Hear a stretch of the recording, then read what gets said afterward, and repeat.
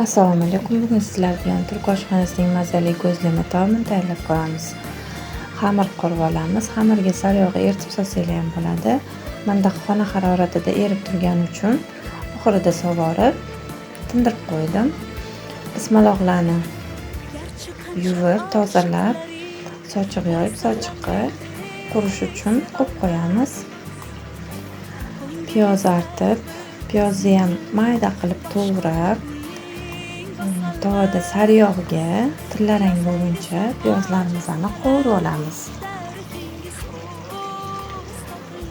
Ismaloqlarimizni ham mayda qilib to'g'raymiz, chopib mayda qilib to'g'raymiz. Ismaloq qovurilmaydi, chunki ismaloq vitaminlari o'zida qoladi. Ko'zlama ichida suvli bo'lib turadi.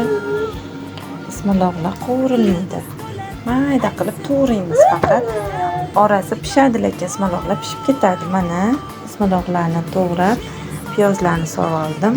Tabga ko'ra sir solamiz. Xohlasanglar solasizlar, xohlamasanglar solmaysizlar.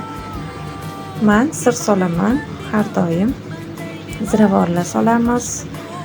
Paprika, tuz hammasini solib, aralashtirib xamirlarimizni yoyishni boshlaymiz. Xamirlarimizni zuvala qilib qo'ygan edim. Men videoda ko'rsatmoqman hammasi. Bitta mana shu anaqa xamirimizdan 8 ta 10 ta zuvalachalar chiqadi.